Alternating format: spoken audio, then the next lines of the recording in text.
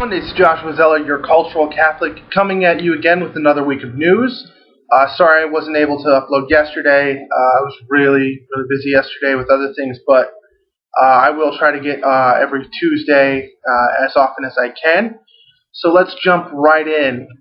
All right, our first story is Russia. The Business Insider reports that, quote, Russia is going to review whether or not it was legal for the Soviet Union to recognize the Baltic states as independent nearly 25 years ago. So 25 years ago, so the Soviet Union was basically crumbling, and the Soviet Union recognized a whole bunch of countries, Belarus, Ukraine, and the Baltic states as independent countries. And over the past few years, Vladimir Putin's basically been trying to recreate the old Soviet Empire, and I wouldn't be surprised if he actually is completely successful. As Business Insider reported that this announcement came 1 week after the transfer of Crimea to Ukraine, which was done in 1954 by Nikita Khrushchev, was declared unconstitutional, and we all knew they were going to declare it unconstitutional because they already have Crimea back, however illegal internationally that is. And so he's basically just trying to find legal ways, however shady they are, to get back countries that shouldn't be part of the Soviet Empire, or shouldn't have been part of the Soviet Empire, and bring them back into the fold. And this is just getting really scary. The funny thing is, Russia has stated that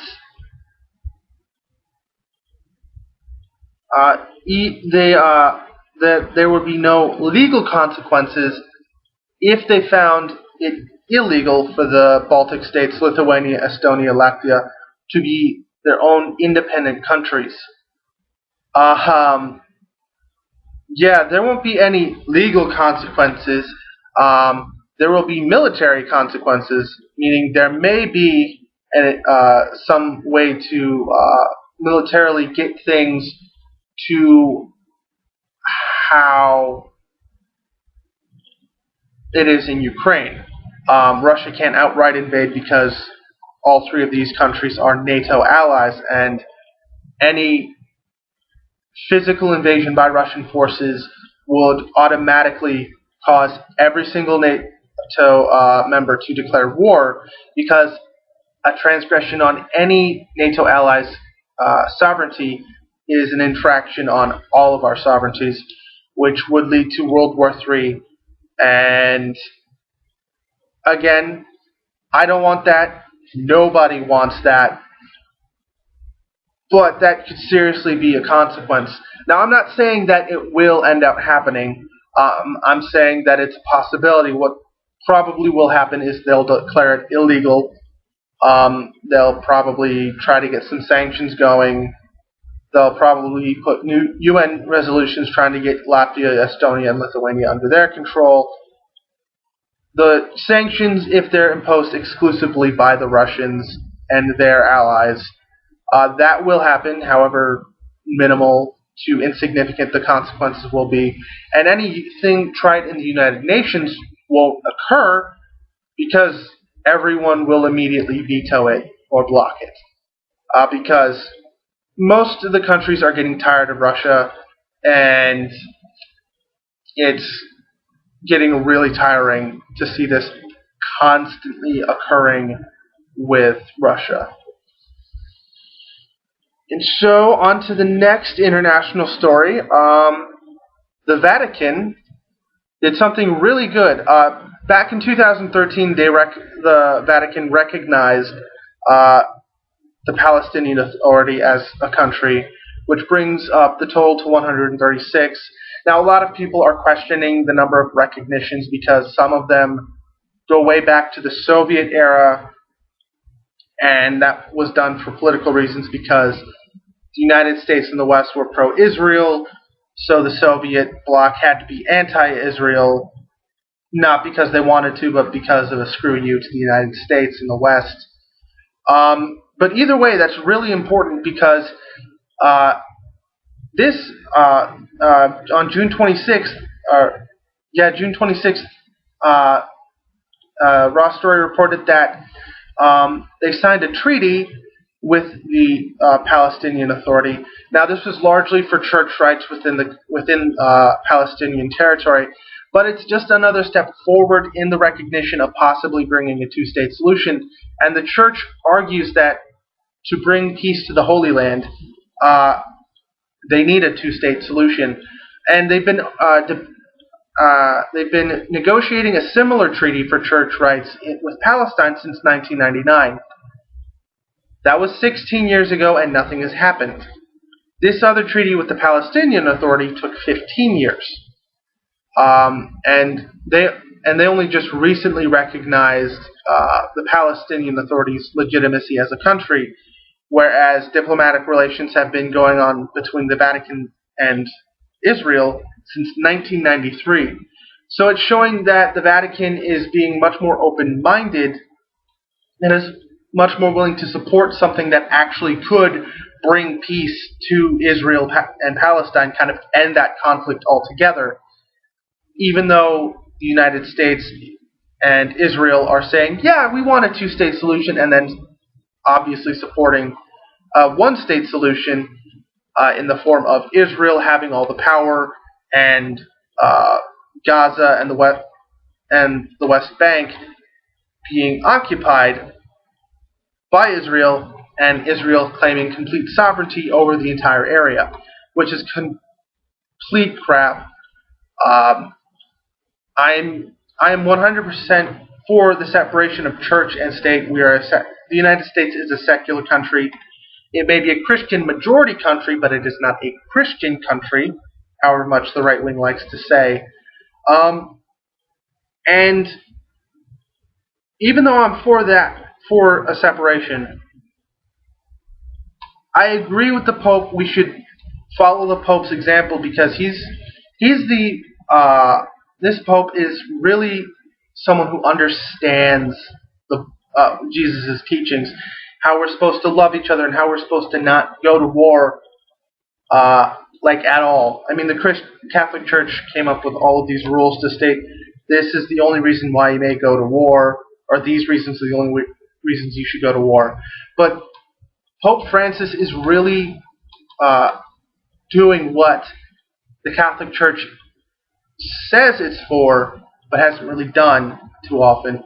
And I'm really hopeful for this with this guy. Hopefully, he'll be able to bring the church, however, kicking and screaming out of the 19th century and into the 21st century. A few years back, there was a cardinal who said, right before he died, that the church is about 200 years behind. And hopefully, we can get caught up with the rest of the world. Now that we're done with the international, we're going to the domestic. And last week on Friday, the Supreme Court stated that it was constitutional for the LGBT community to get married. Basically, they affirmed the right under the 14th Amendment for same-sex marriage. Now, I'm not really good with computers, so you'll only be able to hear the audio, but I'll post a link in the description to the video. Right before the decision came out on Friday, Right Wing Watch compiled a bunch of clips of various 2016 Republican candidates basically arguing against same-sex marriage, being prepared to fight against same-sex marriage. I'm going to play the video for you, and then I'm going to give you my thoughts, and then I'm going to tell you what the majority opinion stated, which was written by Kennedy, and give you my thoughts and go from there.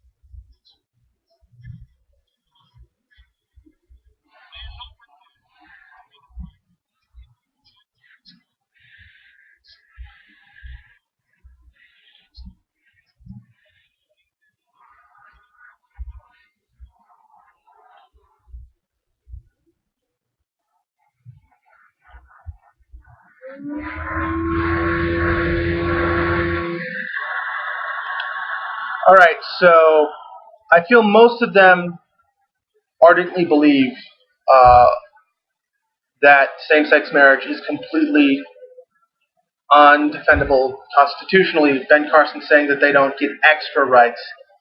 They have the same rights, but they don't get extra rights. Um,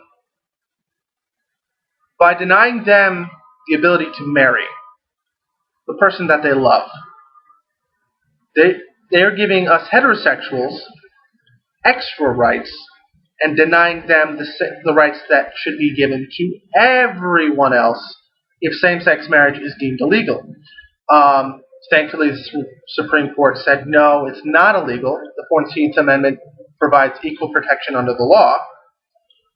And Scott Walker, he said he supported a federal marriage amendment, as did Rick Perry. That would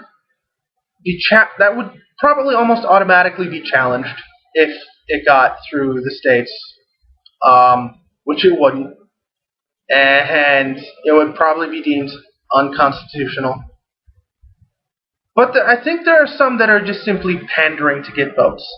I think Jeb Bush, Chris Christie, Rand Paul, and to an extent Marco Rubio are just pandering to get votes. And here's why I think that. Rand Paul's a libertarian, and libertarians unequivocally agree with the right that everyone can get married to the person that they love.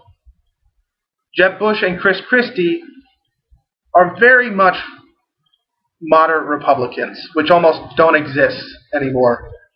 And moderate Republicans are basically corporatist Republicans, and corporations don't care about who you get married to.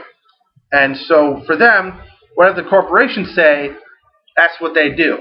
And they're just pandering to get the right, to get the base to vote for them. Marco Rubio, he does ardently disagree with same-sex marriage, but I don't think he opposes it so much that he would propose a constitutional amendment or anything like that.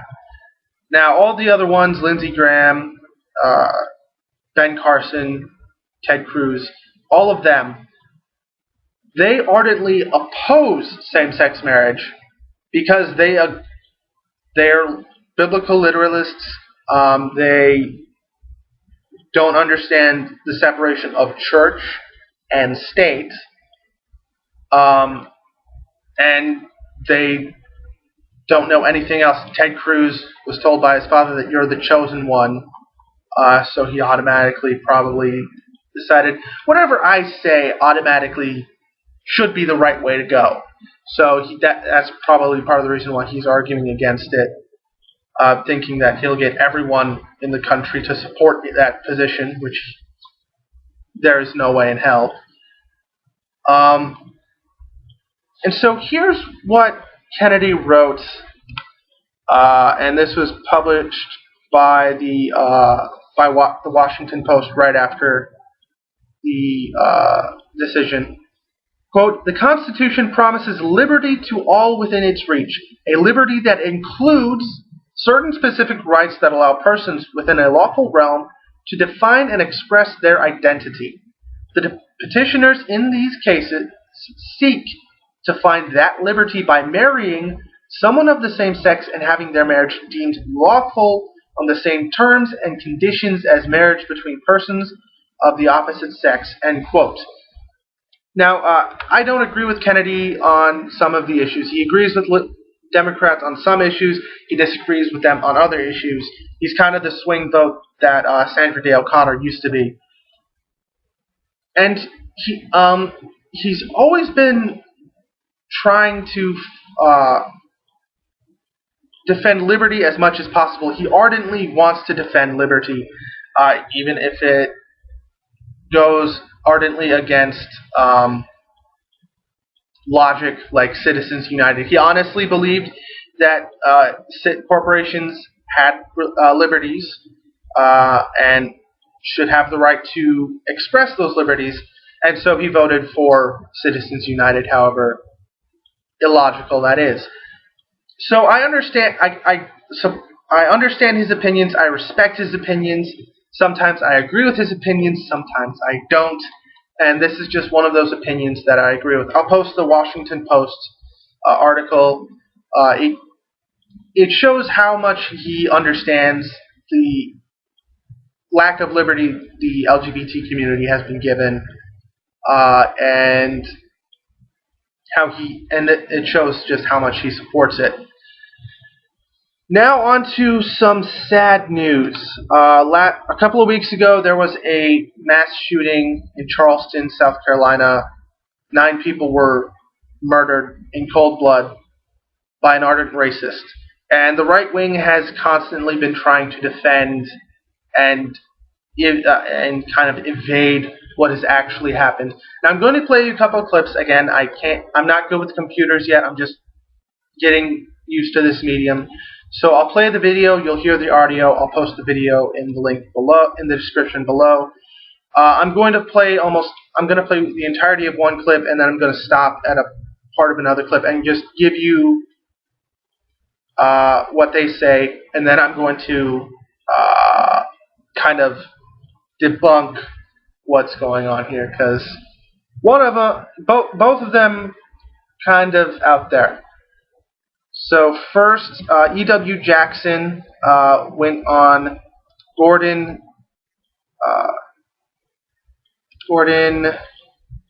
Klingenschmidt's show to kind of deflect what happened. So I'll play the first one.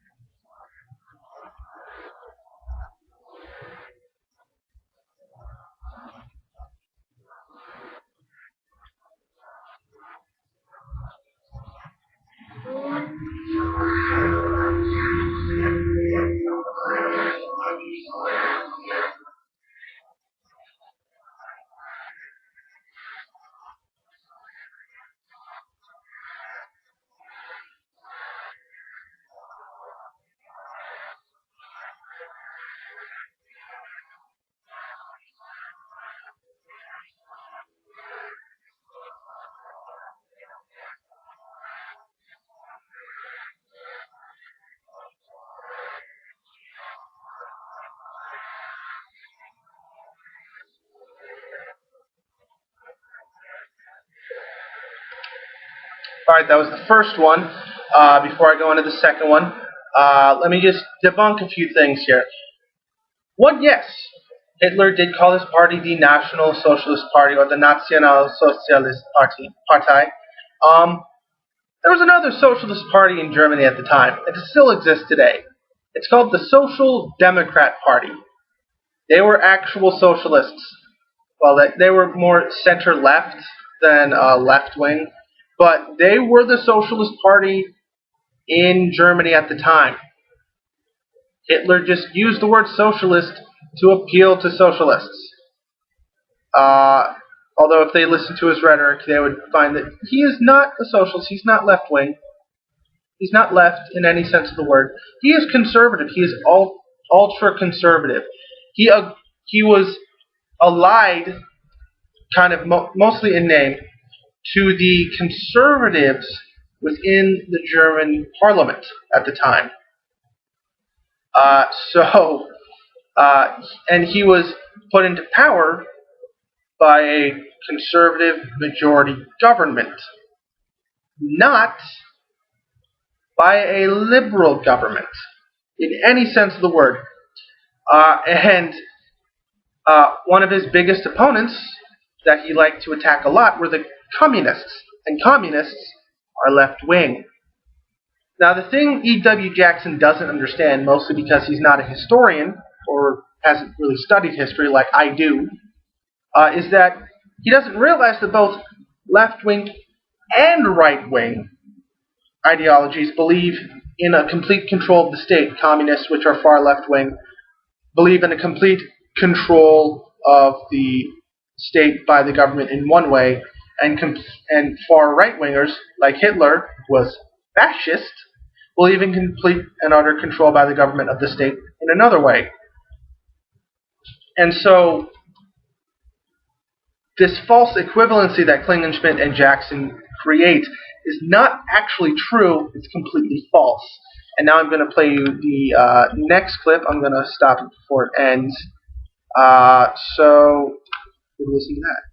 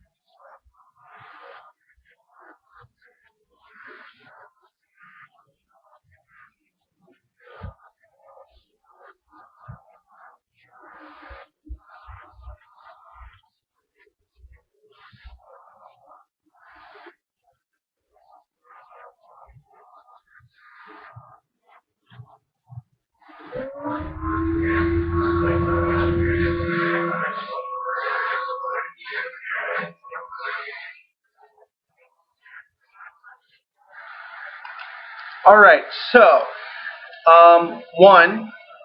right after this happened, on the Thursday after this happened, so exactly 2 weeks ago, E.W. Jackson went on Fox and Friends and said, "Don't jump to conclusions, this may not have been about race, but it was definitely probably about Christianity," because he went into a church.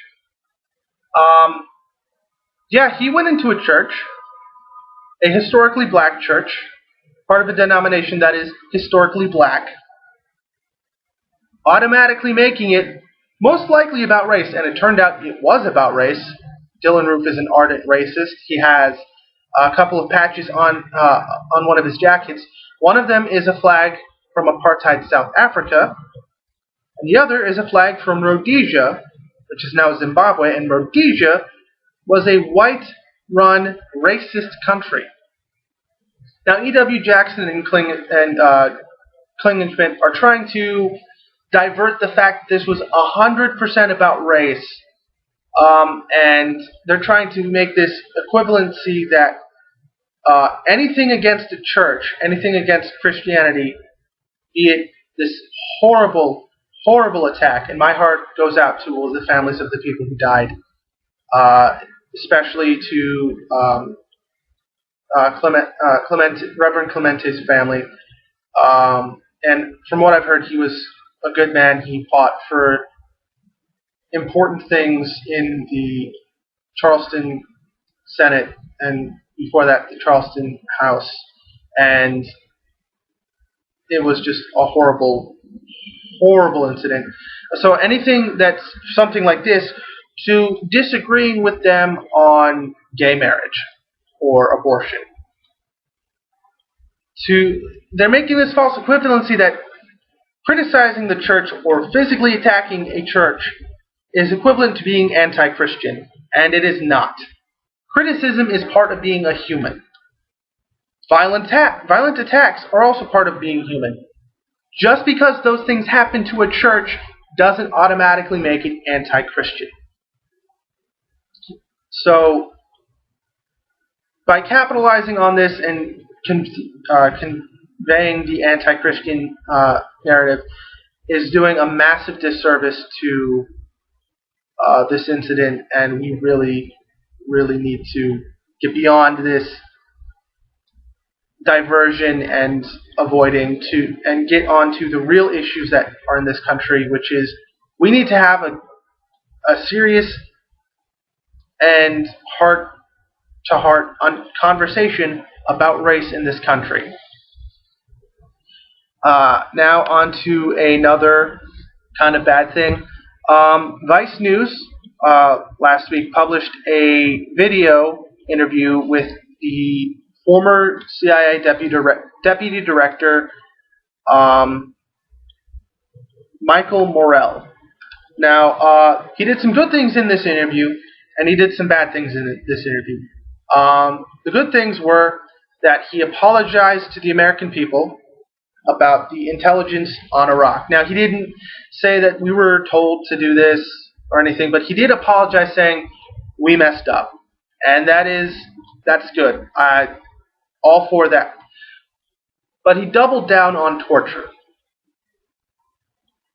saying that it was good. And he doesn't want to call it torture because he doesn't want his guys to be known as torturers, for his guys to know that what they did was wrong. And I understand that. I get that.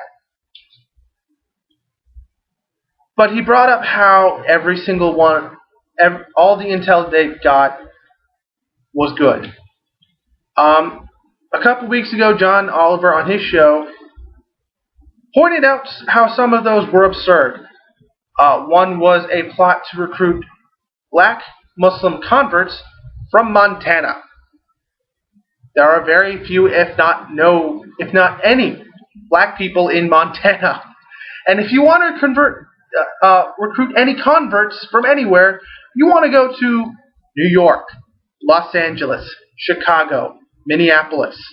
Those are the places with the large black Muslim to Muslim convert populations in America. You don't want to go to Montana.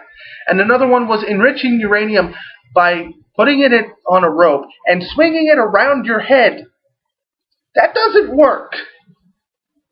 So if that intelligence was faulty, if not completely false, then the other 25 instances of intelligence gathered through torture is false.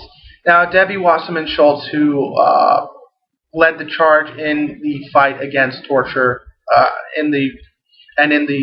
torture and led the way in the torture report, she didn't agree to talk to Vice News. I don't know why. Maybe she didn't feel she had to defend herself, and Mike Morell felt he did. Or I doubt it's because she thinks, oh my God, they found out that we're lying, which I doubt. But by defending torture, you're fundamentally opening us to attack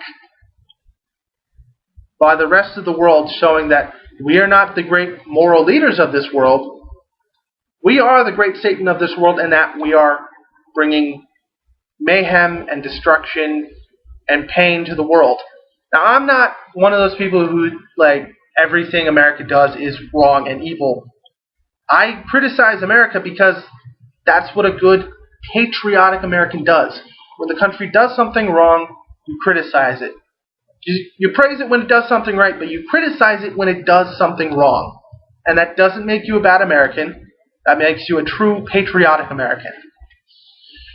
So after all this downer and sad stuff, let's go back to another important thing, the Supreme Court saving Obamacare. Now, instead of just Justice Roberts siding with the four liberal justices, Kennedy joined in again. So it was a 6-3 decision for Obamacare. Now, it was over 4 seemingly innocuous words. Established by the state. And it was made intentionally vague. And the justices, upon looking at it, hearing the arguments, talking to the people who wrote it for their original intent, because you can actually do that instead of for the Second Amendment, because everyone who wrote that is dead, but the people who wrote this are alive. So by looking at that for their original intent, they said it was for both states and the government, because a country can be called a state as well. Like, Israel is sometimes called the State of Israel. So that makes sense. Plus, the wording after those four words clearly was described as clearly pointing towards towards allowing both the government and the states to set up their federal exchanges. And it's actually a really good thing that Obamacare wasn't completely thrown out, because millions of Americans would have basically been screwed overnight by this ruling, unless the states, which probably wouldn't have done anything because most of them that didn't set up any exchanges were Republican-led, wouldn't have set up their own exchanges, and Congress, which is Republican-controlled, would have done nothing. So, yes, the Affordable Care Act has its problems, but it's doing something that is really good.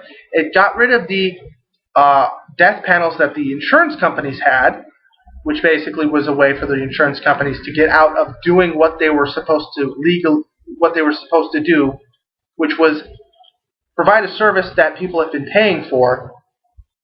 And it also made it possible for those with pre-existing conditions, like people who suffer from dwarfism, or don't suffer but have dwarfism, or little people, which if anyone who gets offended by that, I apologize.